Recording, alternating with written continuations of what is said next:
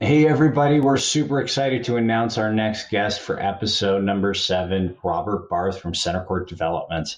Just a little bit about Robert. Robert Barth is the third generation of his family to be involved in the construction development industry in Canada. He continues a strong legacy as a current partner and senior vice president of construction with CentreCourt here in Toronto. Over the last 17 years, Robert has worked for notable firms such as Minto and CentreCourt, where he's been since 2014. And since joining CentreCourt to champion the firm's in-house construction management capabilities, he has been responsible for 45 plus construction management staff, delivering on the firm's promise to deliver best in class communities throughout the GTA. And just last year, he was given the nod for top 40 under 40 in construction and became an owner within the CentreCourt family. A graduate of Fanshaw's CET program, Robert also works with George Brown College's construction program, supporting the school and the students on various initiatives and programs. He continues to give back to the community as a committee member for the Hold 'em for Life Charity Challenge. This organization has raised tens of millions of dollars for cancer research and other charities. Last but not least, CentreCourt is well known as an industry leader in the high-rise residential sector, especially in recent years with their massive growth. They have been known to outperform with respects to design, quality, and schedule. Their projects are fascinating, especially to watch the remarkable progress on projects under construction. Hey everyone, welcome to Nailed It, a podcast powered by Parker Huggett. A big warm welcome to Robert Barth on episode 7 of Nailed It. We're super excited to have you here, Rob. Rob has been kind enough to take some time to share with us what his experience and journey's been with CentreCourt and in the industry here in Toronto. Big welcome, Rob. Welcome. Thank you, Matt. It's great to be here. Really appreciate you inviting me onto the show. Yeah, no, we've been pumped to have you on, and it's been a long time in the making, and I know you're a busy guy, so I really appreciate making the time today. Before this call, and I guess in other calls we've had throughout the years, you've certainly created something very special at CentreCourt. And just for the listeners, I think it'd be really neat for us to get into what makes CentreCourt different from other CMs. It's a great question. It's a question I get asked a lot. It's something that I reflect on a lot as well as I kind of go about my day and think about my career and working at CentreCourt. I guess in order to really answer your question, I have to go back to the beginning and explain how we got started building in-house. Originally, CentreCourt used a third-party CM like so many others, but we switched to self-performing when we started construction of 411 Church. And then within a year, we started Zen Condos. And shortly after that, we started Transit City Towers 4 and 5, all built in-house. We're currently now just finishing up Transit City 4 and 5. But in those few years, we had growth, but it was more manageable. Sounds like a lot, but there was time in between. Compared to other CMs, they started really quickly. They'd run a lot of projects online really, really fast, multiple projects a year. We had a little bit more scaled growth. But during those early years, we focused on developing the core of the business and attracting some key talent. Those early years set up really nicely to scale with proper processes and procedures to what CentreCourt has become today. We now offer employees the ability to invest in a project fund as if they were owners. They take on risk, but they also have the upside of benefiting if it does well, which of course we all work really hard to make sure it's successful. I've always found this to be an amazing opportunity and perk the company has to offer, very different than what any other CM or developer would offer to their employees. Everyone who works at CentreCourt to think and act like an owner when making decisions, even if they don't have money at stake. The way we have conversations, the way we make decisions or strategize, it's all done with an intention of what's best for the project. Once the project takes sole priority, we see better outcomes, and in turn, the company and employees receives recognition and lots of growth.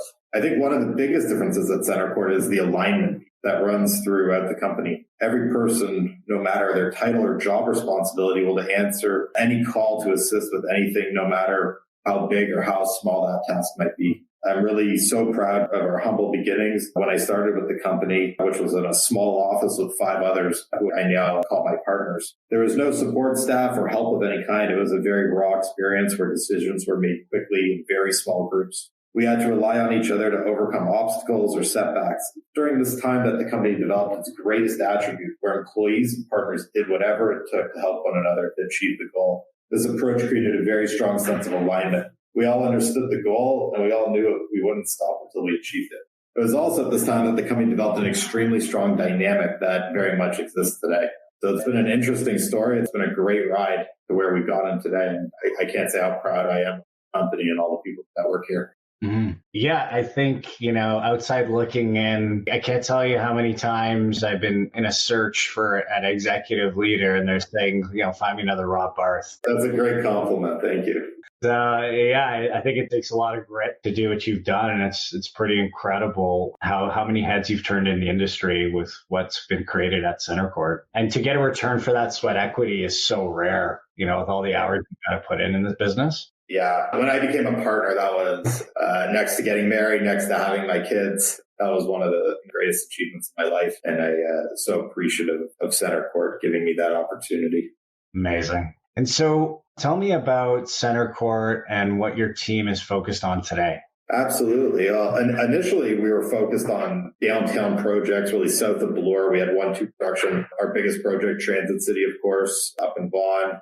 West Line at Downsview Park and Forest Hill at the corner of Bathurst and Eglinton. We also historically built high-rise towers, anywhere from 45 to 55 stories. But now we're focused on mid-rise as well. The mid-rise game is challenging. There's very few typical floors, if any. There's a lot of unique conditions. It's been a challenge to build these projects as efficiently as high-rise towers, just as fast as the high-rise projects. We also have an exciting pipeline of projects ahead of us that are in the pre-construction stage. Very nice. And you've been in the development and building sector for over 15 years. I guess, from your perspective, what big industry shifts have you seen from when you started until now? A great question. There's been a lot. When I started in the industry in 2005, I worked at condo boom, or the industry as we know it. I was really just getting started. It was a fascinating time because everything was fairly new in the high-rise industry. But there's a few big changes that really stick out that I've noticed over the years. First, there wasn't as much talent and expertise specific to the high-rise residential experience. There were a lot of great people, of course, a lot of very talented people, but they were transitioning from the ICI sector into residential. It was rare to interact with a PM or super that just strictly had high-rise resi experience. Another thing that I've noticed, the buildings were a lot smaller, quite frankly. My first project was a 20-story tower, and my next project, which was Midtown Quantum Towers at Yonge and Eglinton, we were building a 38 and a 50-story tower. That was one of the biggest residential projects in the city at the time. The trades, consultants, the community couldn't believe such tall towers were being built at Midtown Toronto. The bill received a lot of publicity and results were absolutely fantastic. I live close to that area now and I drive by the buildings often and I still think they look amazing. I now see lots of examples of 55 and 60-story towers. In fact, I think 40 and 50-story towers are probably close to the average height for the city. And that was definitely not the case when I first started. Yeah. I think it's also fantastic how far this is 20 years. The buildings are much bigger, they're taller, they're better designed. That's definitely changed over the last number of years. Another big change is we have better technology that helps us stay organized and stay on top of all the details. At CentreCourt, we use Procore for document management, tracking suite deficiencies, and some reporting, which is an incredible piece of technology that was quickly adopted by our development and construction departments. We also have Safety Loop, which allows us to track safety certifications, issue reports, provide safety metrics on all of our projects. When I started the industry, technology like this really didn't exist, or at least it wasn't developed to this point where it's super functional and very valuable. That's amazing. Yeah, the amount of supers I've talked to who unfortunately have challenges with using Outlook or Word. And I think it's just a sign of the times, right? And now you talk to a lot of supers who are up and coming and, they're using Procore and, VDC technology, and it's a totally different landscape. So it's pretty encouraging and cool to see the evolution. Yeah, we've hired supers that perhaps didn't grow up and come up in the field with all this technology. But, the great thing about this technology technology is it's very user friendly. So once they get some exposure and we provide some support and some training, we're able to get people to use it and it benefits them in their day to day. And before I know it, they're actually now starting to teach the newcomers into CentreCourt. So we've definitely experienced that, but we've managed to turn it around. Yeah. Yeah. Well, I'm sure it went from feeling like they were running a marathon with a 100-pound weight on their back to alleviating that weight when running. Yeah, exactly. What is happening in the residential high-rise industry today? Like, where is the condo market going and what does that mean for construction? Yeah, it's a bit of a wild ride right now. There's a lot of uncertainty, a lot of questions to the direction of this industry market. In the last 12 to 18 months, we've seen significant cost inflation that many in the industry didn't forecast, been exacerbated by the supply chain issues causing major delays, which really threw a wrench into construction schedules across the GTA. Didn't matter who you are, where or what you were building, you were affected by supply chain issues. The cost of financing projects has obviously increased significantly, especially as the cost of borrowing has increases. Ensuring construction projects are well budgeted matters a lot more now than ever. Even minor delays, weeks or months, can result in millions of dollars in additional interest costs. That said, we think that the long-term fundamentals of the condo industry are really strong. We look at the economic growth and population growth, transit, rental supply, and infrastructure. I personally am a huge fan of Toronto. I love living here. I think it's a great city. So I very much believe that we're going to get through it. However, if you're already in the construction industry or looking to, it's even more important that you do your due diligence on new opportunities. Does the developer or CM that you're working for have a solid track record of success? Do they have a good pipeline of work? Chasing the highest salary might not make as much as greater job security and a great learning environment now might be more important. Mm-hmm. Yeah, there's a number of firms out there that, may have gotten caught with offering baseball money and then individuals who've oversold themselves, to get that baseball money, it ends up catching up with them. And I've definitely noticed that those run in parallel to each other and end up intersecting when things start to, or the economy starts to slow down. And I love that piece on the due diligence side of things, is because there are some main players out there, franchise players, and it's wild to see that within a decade, CentreCourt can provide that certainty. That's a pretty rare story to tell. Yeah, it's amazing. Like, some of our employees have obviously they've worked on multiple projects. In some cases, they're going on to their third project, and obviously they chose wisely with us. But that's not to say that you still can't make a good salary. Of course, everyone's going to do well in this industry. But I just think checklist of items now, it's, when evaluating where you're going to work or who you're going to work for, stability matters a lot more. And it's something that people really should be taking and focusing on as they make their decisions. Mm-hmm. Totally agree. So traditionally, developers have gone to third-party GCs, and we were talking about this earlier. And in recent years, we've seen many developers go in-house. CentreCourt has scaled and successfully executed a number of buildings. I guess my question is, what is the industry's biggest blind spot, and what do you see as a significant shift coming in our industry?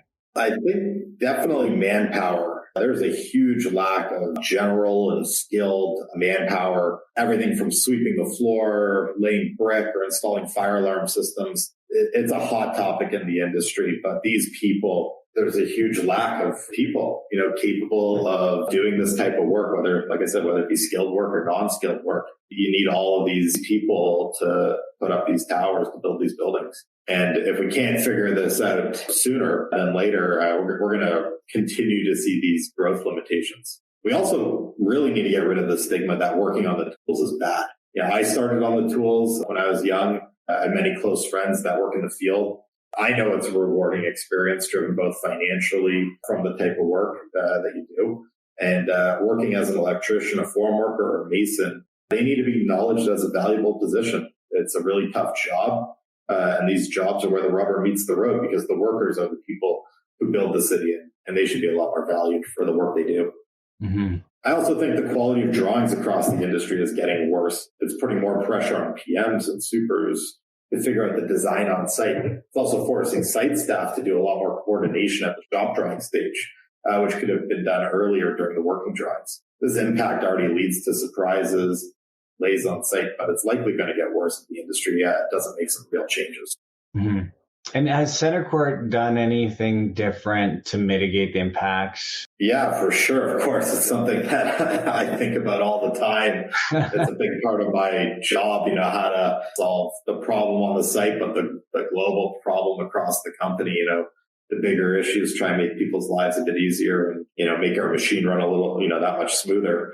With manpower, it's easier said than done, but we hire great trades. We really look for that are qualified. They have the capacity to take on our jobs, to meet the schedules, the demanding schedules that we have, while devoting the resources that we need. We also openly discuss capacity and timelines to make sure that they're in a good position. It's not something that we shy away from. When we start jobs, we typically always start them on time. The schedules, although they're aggressive, they're accurate. And I think trades can really schedule around our projects and make sure that they got everything they need in place to be able to do a great job.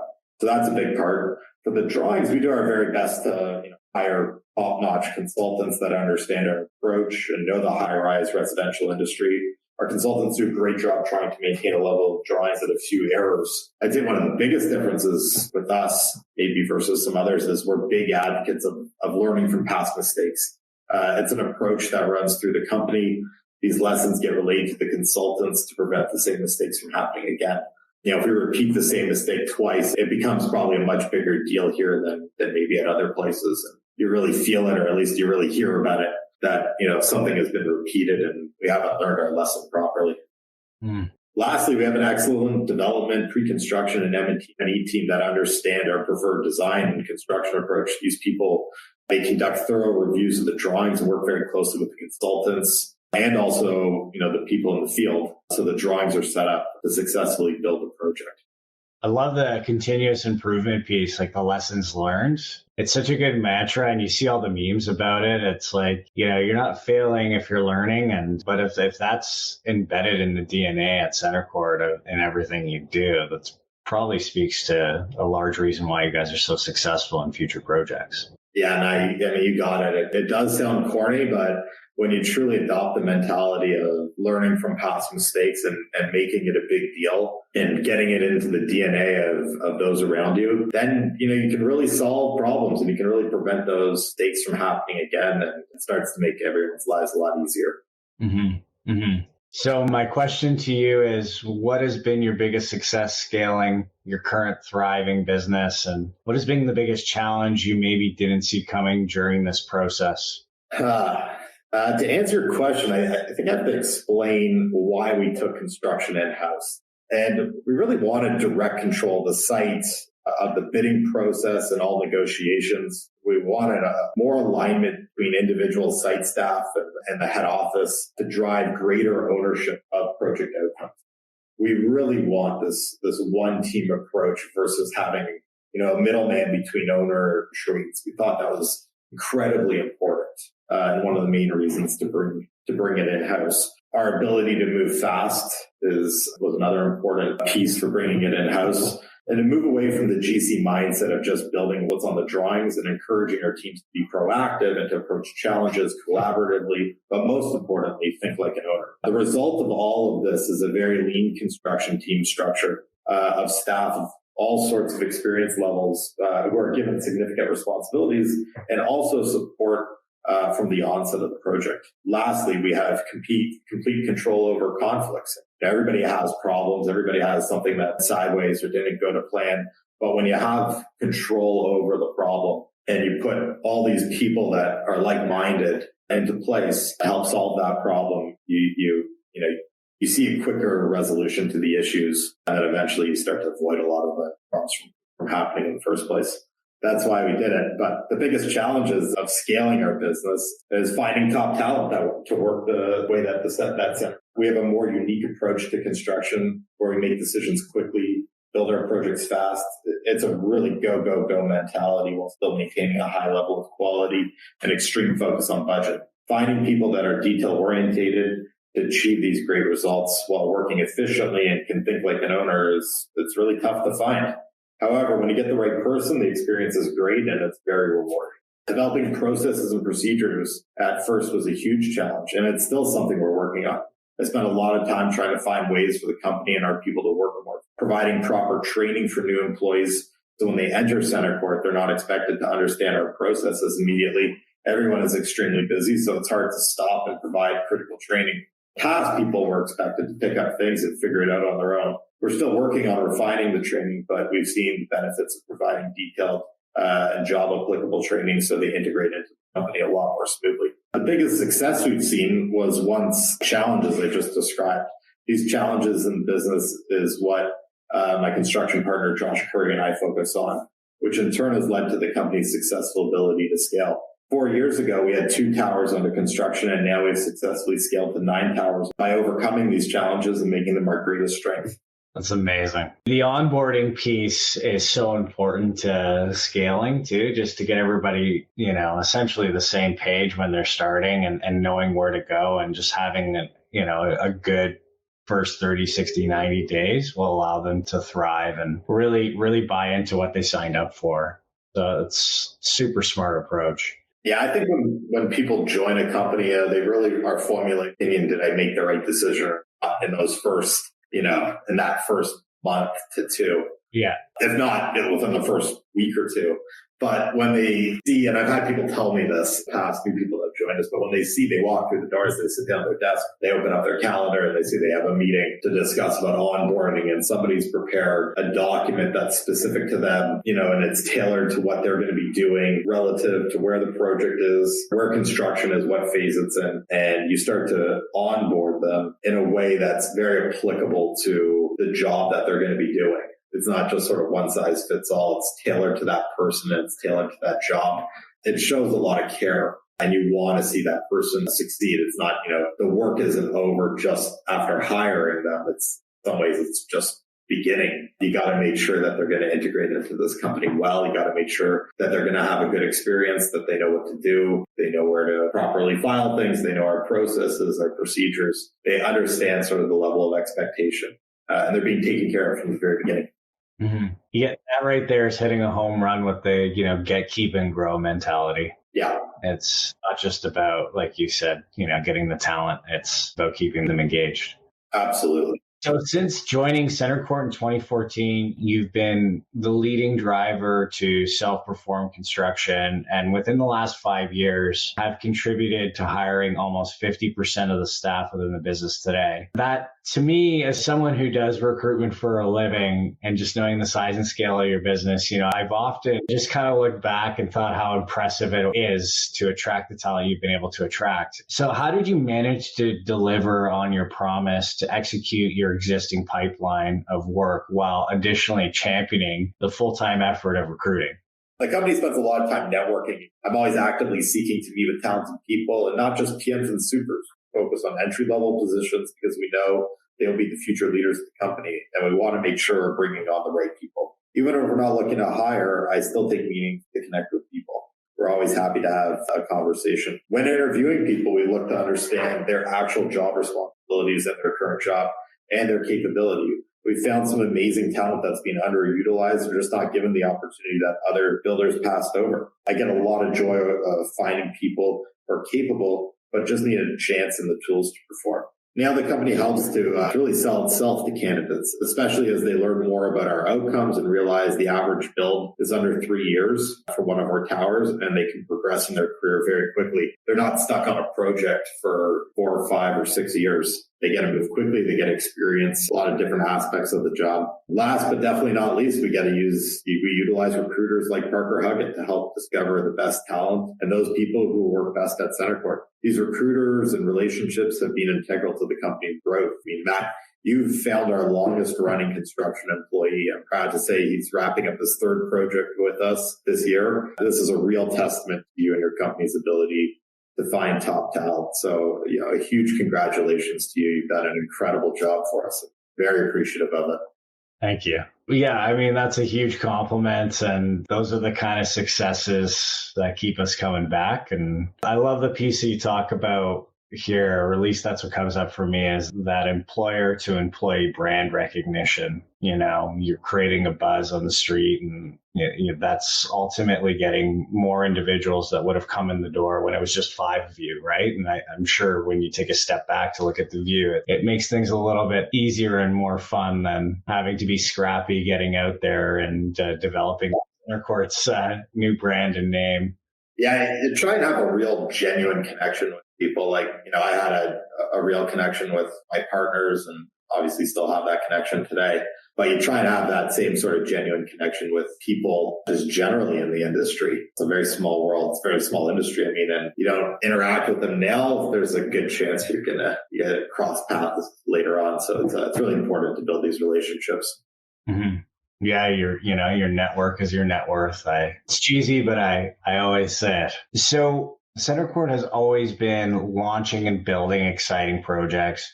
Watching your buildings at Transit City, 8 Wellesley, and Prime, to name a few, is exciting, and the pace is tremendous. I guess my question for you is, what does the next 2 to 3 years look like at CentreCourt? CentreCourt has and continues to remain very bullish on Toronto. I love this city. I love living here. I've lived here my entire life. I was raised in this industry. It's a city that I believe is one of the best places to live and work. But we've pursued it with the sales and building in less than ideal times before. And just to say the least, we intend to persevere and keep this going. We've purchased a lot of land, and we're very excited about our new projects that are in our pre-construction phase or development phase. And we're going to keep trucking along here and building great buildings. That's amazing. Well, I love Toronto as well, and it's nice to hear and see you betting on Toronto as well. Yeah, absolutely. Thanks so much for making the time, Rob. It's been an absolute pleasure. This is a lot of fun. Thanks for having me on the show. And I love listening to all the episodes, and so fortunate that you had me on. Oh, no, our pleasure. You nailed it.